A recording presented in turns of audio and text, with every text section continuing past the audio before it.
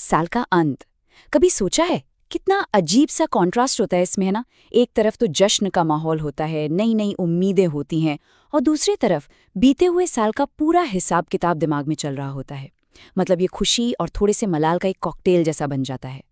तो चलिए आज एक कहानी से समझते हैं कि इस फीलिंग को, इस एहसास को हम एक नए नजरिए से कैसे देख सकते हैं। तो सवाल सीधा सा है, 31 दिसंबर को आखिर किस नज़र से देखा जाए? क्या ये हमारी साल भर की छोटी बड़ी जीतों को सेलिब्रेट करने का दिन है, या फिर उन मौक़ों पर अफसोस करने का पल है जो शायद हाथ से फिसल गए? ये एक ऐसा सवाल है जिससे मुझे लगता है हम सब कभी ना कभी तो ज़रूर टकराते हैं। तो हमारी कहानी शुरू होती है 31 दिसंबर 2025 की एक शाम से। बाहर मतलब चारों तरफ जश्न का माहौल है, धूम धड़ाका है, लेकिन कहानी के हीरो के लिए ये शाम बहुत भारी है। क्यों? क्योंकि उसके अपने ही बनाए हुए संकल्प, उसके रेजोल्यूशंस अब उसे एक बोझ की तरह महसूस हो रहे हैं। सोचिए, पूरा शहर रोशनी से जगमगा रहा है, हर तरफ चमक दमक है, और वहीं आर्यन अपने कमरे में अकेला बैठा है। बाहर जिंदगी का जश्न का शोर है, लेकिन उसके अंदर एक ऐसी खामोशी है जो कानों को चुभ रही है।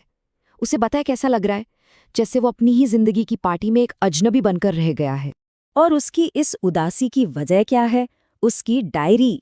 हाँ, वही डायरी जिसमें साल की शुरुआत में बड़े जोश के साथ न्यू ईयर रेजोल्यूशंस लिखे गए थे। लेकिन अब जब वो उन पन्नों को पलट रहा है, तो उसे सिर्फ अपनी नाकामियों की एक लंबी लिस्ट दिख रही है। उसे लग रहा है कि एक और साल बस यूं ही बर्बाद हो गया। लेकिन ठीक उसी पल जब वो सबसे ज्यादा निराश होता है, कहानी में एक मोड़ आता है। आर्यन के दादाजी कमरे में आते हैं। देखिए, बड़ों का तजुर्बा अलग ही होता है।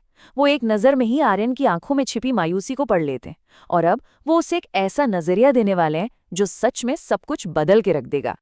दादाजी आर्यन को खिड़की के पास ले जाते हैं, बाहर डूबते हुए सूरज की तरफ इशारा करते हैं और एक बहुत गहरी बात कहते हैं।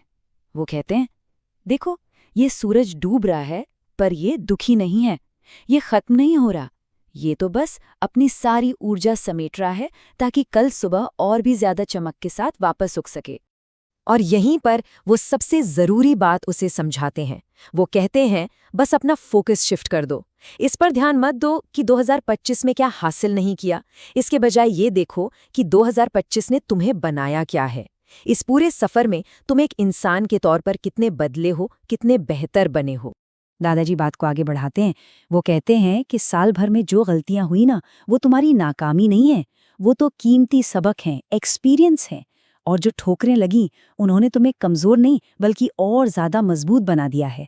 साल के आखिर में असली कमाई यही तो है, ये तजुर्बा, ये हिम्मत। और अब आता है कहानी का वो हिस्सा, वो एक विचार जो आर्यन की पूरी सोच को हमेशा के लिए बदलने वाला है। एक इतनी गहरी सीख जो एक बहुत मामूली से पंक्चुएशन मार्क में छिपी हुई है।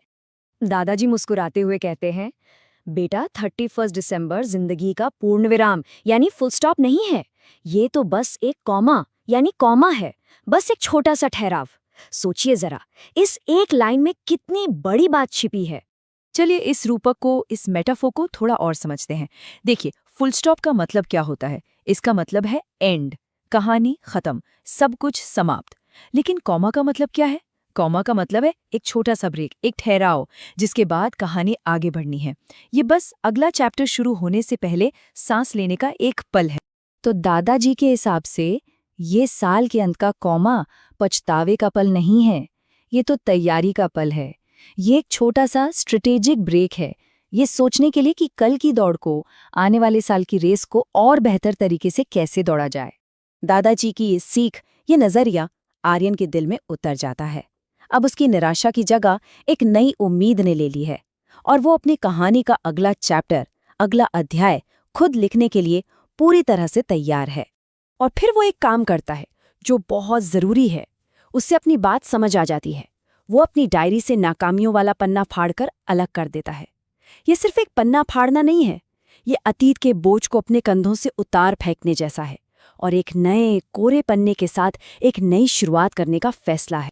और उस नए कोरे पन्ने पर वो कोई लंबी चौड़ी लिस्ट नहीं बनाता, वो सिर्फ एक लाइन लिखता है, एक ऐसी लाइन जो उसके पूरे बदले हुए नजरिए को बयां कर देती है। 2025 ने मुझे लड़ना सिखाया, 2026 मुझे जीतना सिखाएगा। अब वो बीते साल को हार नहीं बल्कि आने वाली जीत के लिए एक ट्रेनिंग समझ रहा है। तो इस पूरी कहानी से हम क्या सीख सकते हैं? 3 बहुत ज़रूरी बातें। पहली, जिंदगी की किताब का एक चैप्टर खराब हो जाने से पूरी किताब खराब नहीं हो जाती। दूसरी, आने वाला कल एक नई डायरी के पहले कोरे पन्ने की तरह है। और तीसरी और सबसे ज़रूरी बात, उस पन्ने पर क्या लिखना है वो कलम हमेशा हमारे अपने हाथ में होती है। तो अब ये सवाल सिर्फ आर्यन का नहीं, हम सबका है। अगर आने वाला साल सच में एक नई डायरी है, तो हम सब अपनी अपनी डायरी के पहले पन्ने पर क्या लिखेंगे? ये एक ऐसा सवाल है जिस पर साल के खत्म होने से पहले थोड़ा सोचना तो बनता है।